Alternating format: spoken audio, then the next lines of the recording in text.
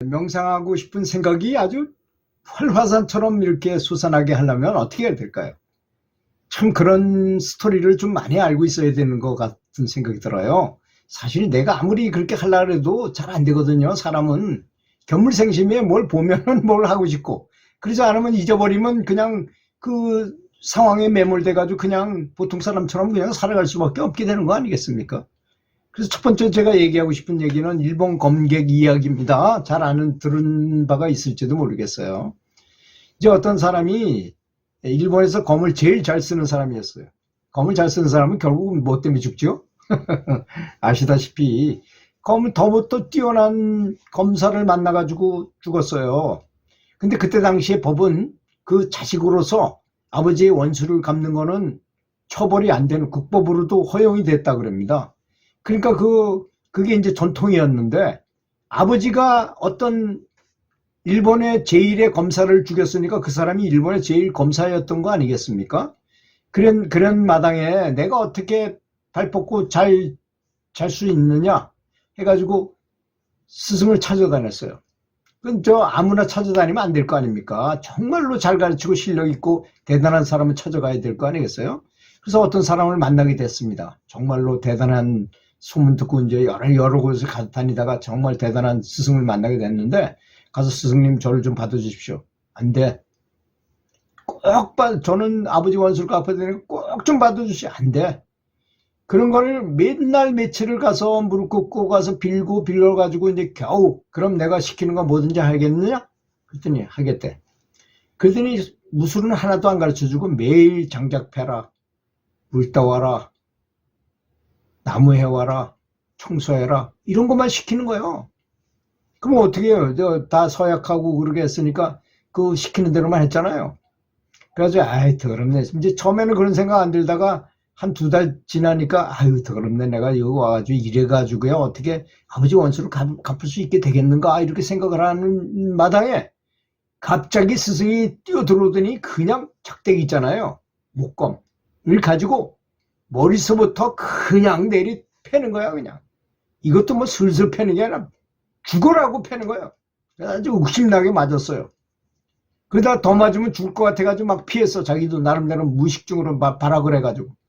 그리고 방 안에 누워가지고 일주일 동안이나 정말 기동도 제대로 못할 정도로 두드려 맞았어요. 반죽음이 될 거. 그런데도 스승이 또 언제 올지도 모르잖아요. 뭐 아무런 의미도 없이 막 좁혔으니까. 그래서 스승이 겁이 나는 거야. 그래서 스승이 조금만 움직이는 소리만 들으면 스승이 어디로 어떻게 움직이나를 신경 쓰게 되는 거라. 근데 가만히 생각해보니까 야 이러다가는 정말 스승한테 맞아 죽겠구나 싶어서 자기도 작대기 하나, 목검 비슷한 걸 하나 딱 준비하고 다니는 거야 항상.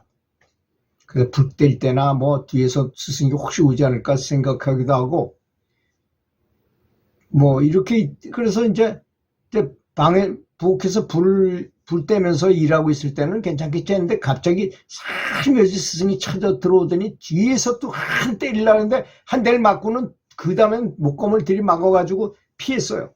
그리고 뭐 때려봐야 자기도 막 해하면서 안 맞았어. 야 이거 조심해야 되겠구나 라는 생각이 들겠죠.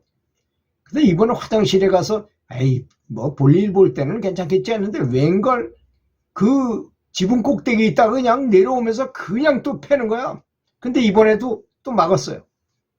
그런 생활을 하다 보니까 자면서도 스승이 언제 나타나는가를 쳐다보게 되고 그렇잖아요. 마음이 항상 초긴장 상태로 이렇게 자다가도, 어느 날은 자다가 한번 당한 적이 또 있었거든요. 그러니까 자면서도 스승이 어디로 움직이는지 다 예의주시하게 되고, 그래서 이제 그렇게 수련이 되다 보니까 나중에는, 그리고 1년이 지나고 2년이 지나니까 뭐 아무리 스승이 덤벼도 이미 다 알고 미리 피하거나 나타나서 패도 하나도 맞지도 않는 거야. 그렇게 3년 만에 스승이 하루는 부르더니 이제 너는 나한테 더 이상 배울 게 없다. 참 스승도 참 매정한 스승이죠. 저 패면서 가르치고 그거 공부가 끝이다 이렇게 말한 거잖아요. 그래서 이제 이 사람이 바로 내려가서 원수를 찾아갔어요. 수소문해가지고 찾아가서 딱 붙었어요. 어떻게 됐겠습니까? 3년 동안 초긴장 상태에서 있었던, 인간으로서 할 수 없을 정도로 굉장히 집중해가지고 있었던 그 사람을 어떻게 이기겠습니까? 단 한 1도 양단해가지고 이겼어요. 그런 이야기가 있습니다. 그게 그 얘기가 사실이든 아니든 관계없이 정말 항상 무슨 일에 집중해야 되는 것은 대단히 중요한 일이라고 생각합니다. 두 번째로는 폭포수의 법칙이라는 게 있어요. 첫 번째가 방심하면 매고 패는 스승이라고 말했다면, 내가 조금이라도 방심하면 나를 패 죽일 것처럼 하는 스승이 있다고 생각하는 거야, 내 나름대로. 두 번째는 폭포수의 법칙입니다. 외면에 있는 나를 법을 가르쳐준 스승과 내면에 있는 나의 스승을 극존중하는 마음, 귀의라 그러잖아. 귀의한다, 돌아가서 의지한다, 감사한다, 이거나 비슷한 말이겠죠. 알기 쉬운 말로 그냥 아주 너무너무 감사해, 존중하면서 감사하는, 공경하는 거예요. 그걸 말하는 것입니다. 높게 존중하면 할수록 나한테 떨어지는 낙차는 더 크다는 것입니다. 더 강한 걸 더 많이 받아요, 스승한테. 파일을 다운받을 때 감사하면 더 많은 것을 파일을 다운로드 받을 수 있다는 것입니다. 스승의 법력이 나한테 전수된다는 거죠. 세 번째는 앵커링법입니다. 내가 어떤 일이 눈을 뜨면 눈 딱 뜨자마자 제일 먼저 생각하는 건 내가 살아있는 것이 정말 감사한 신의 은총이라고 생각하는 것입니다.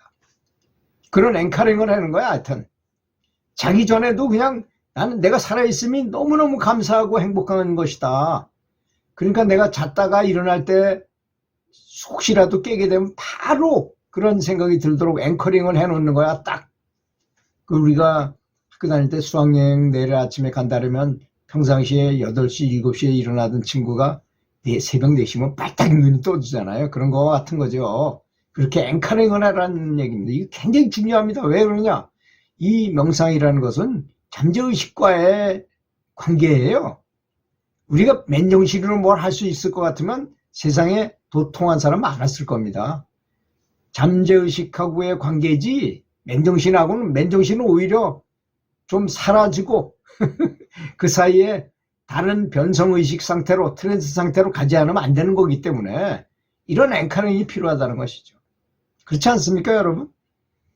다음 카드 활용법입니다. 사람은 견물생심이에요. 보지 않고 듣지 않고 느끼지 못하면요, 안 합니다. 그래서 벽면이나 화장대 앞이나 책상 앞이나 내 자동차 앞에나 항상 내가 해야 될 일, 죽기 전에, 살아생전에 해탈을 해야 되겠다라는 문구를 써놓는다든지, 하여튼 자신을 자극할 수 있는 말을 써붙여라 이겁니다.